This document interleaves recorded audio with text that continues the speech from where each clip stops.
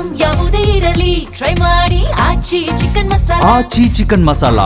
Next is ಅದೇ Belagavi politics ನ ಇನ್ನೊಬ್ಬ leader, that is Laxman Savadi. Laxman Savadi ಅವರು ಬಿಜೆಪಿಯಲ್ಲಿದ್ರು, DCM ಕೂಡ ಆಗಿದ್ರು. ಆದರೆ ಅವ್ರಿಗೆ ಟಿಕೆಟ್ ಕೊಡ್ಲಿಲ್ಲ ಅನ್ನುವಂತಹ ಒಂದು ಕೋಪಕ್ಕೆ DK ಶಿವಕುಮಾರ್ ಅವರು ಕರೆದ ತಕ್ಷಣ ಬಂದ್ರು. DK ಶಿವಕುಮಾರ್ ಅವ್ರನ್ನ ನಂಬಿದ್ರು. DK ಶಿವಕುಮಾರ್ ಅವರು ಆಗ್ಲೇ ಅವ್ರಿಗೆ ಅಶ್ಯೂರೆನ್ಸ್ ಕೊಟ್ಟಿದ್ರು, ನಿಮ್ಮನ್ನ ಮಂತ್ರಿ ಮಾಡ್ತೀವಿ ಅಂತ. ಅವರು ಇಲ್ಲಿಯವರೆಗೆ ಕಾಯ್ತಾ ಇದ್ರು, ತನ್ನ ಮಂತ್ರಿ ಆಗ್ತೀನಿ ಅಂತ. ಕೊನೆಗೂ ಈಗ DK ಶಿವಕುಮಾರ್ ಅವರು ಮುಖ್ಯಮಂತ್ರಿ ಆಗ್ತಾ ಇದ್ದಾರೆ. ಅವರ ಕ್ಯಾಬಿನೆಟ್ ನಲ್ಲಿ ಲಕ್ಷ್ಮಣ್ ಸವದಿ ಅವರು ಇರ್ತಾರೆ. ಅಂಡ್ ಬೆಳಗಾವಿ ಪಾಲಿಟಿಕ್ಸ್ ಅಲ್ಲಿ ಲಕ್ಷ್ಮಣ್ ಸವದಿ ಇಸ್ ಆಲ್ಸೋ ತುಂಬಾ ಇಂಪಾರ್ಟೆಂಟ್ ರೋಲ್ ಪ್ಲೇ ಮಾಡೋದ್ರಿಂದ DK ಶಿವಕುಮಾರ್ ಅವರಿಗೆ ಬೆಳಗಾವಿಯಲ್ಲಿ ಸ್ವಲ್ಪ ಹಿಡಿತ ಬೇಕು ಅನ್ನೋದು ಅವ್ರ ಮೊದಲಿನಿಂದಲೂ ಕೂಡ ನಡೆದುಕೊಂಡಂತಹ ರೀತಿ. ಹಾಗಾಗಿ ಲಕ್ಷ್ಮಣ್ ಸವದಿ ಈ ಬಾರಿ ಕ್ಯಾಬಿನೆಟ್ ಸೇರ್ತಾರೆ.